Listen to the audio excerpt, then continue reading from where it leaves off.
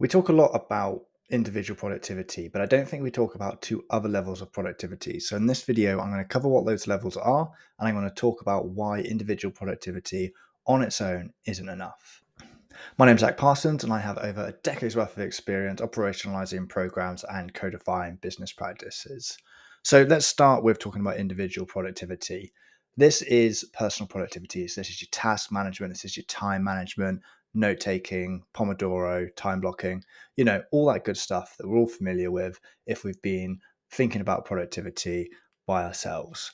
And if you're watching this, then you are probably one of these people who have tried all of these, some of these, a lot of these.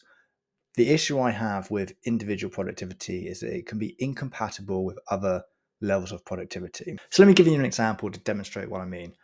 Let's take time blocking, for example. We know that focus time is the best way to get big things done. So we know that multitasking, not very good for getting into deep work. So we could say, all right, so I'm going to have most of my week as focus time, and I'm going to have Wednesday afternoons as my time to have meetings. Now, that's all well and good, and you'll probably see some productivity gains.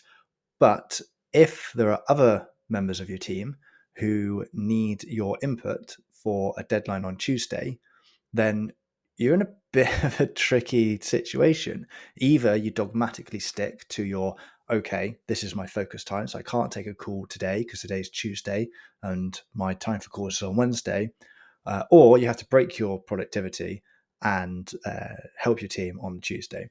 And this is what I mean by there being extra levels to productivity. So there's your individual productivity, but then there's your productivity of your team.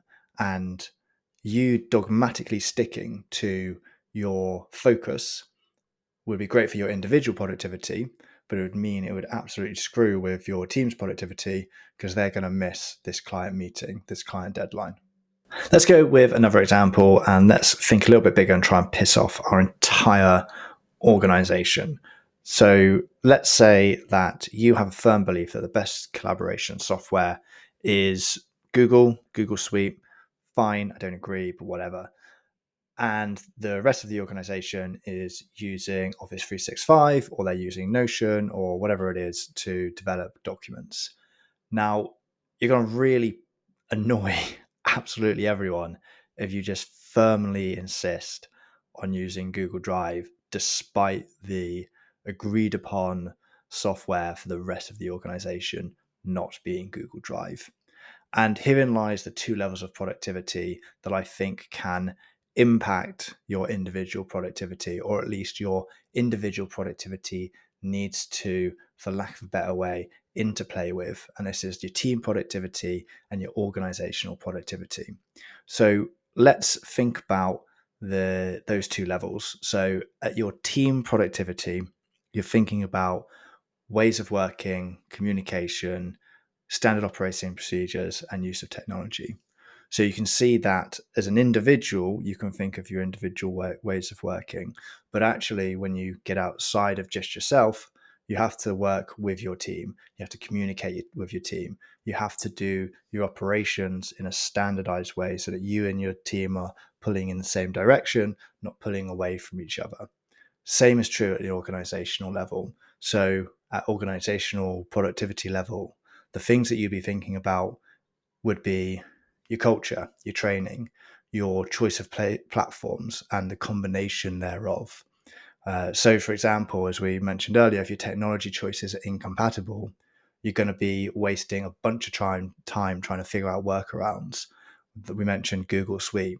If you're using Google Suite for your cloud storage and you're using Office 365 to create documents, that's going to create inefficiencies at the organizational level.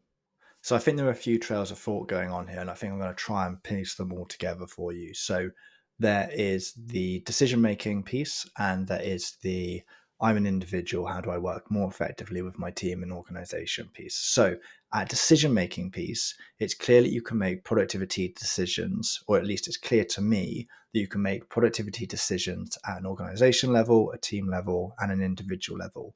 Depending on your position in the organization, you're going to have different amounts of influence of the decisions you can make at these levels. So, for example, if you're in your senior leadership team, you have almost full control over the decisions you make about culture, the decisions you make about training, anything which would anything which would impact the. I'm not even going to edit that out.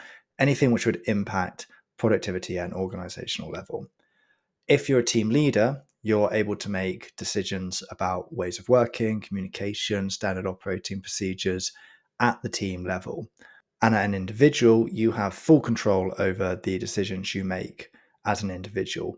Now, that's not to say that any individual in the organization can't influence decisions made at the team level and at the organizational level. What it is to say is that you have less influence than the people at senior leadership team as people who are managers, directors of those entire teams. And then the other piece is your individual productivity practices and how they complement the practices of the team and the organization. Now, part of the reason why I wanted to make this video is that I've struggled with this quite a lot.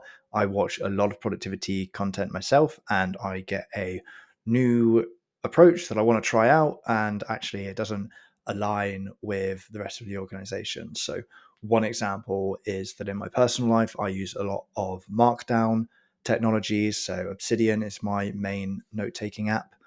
But in my work, we don't use Markdown.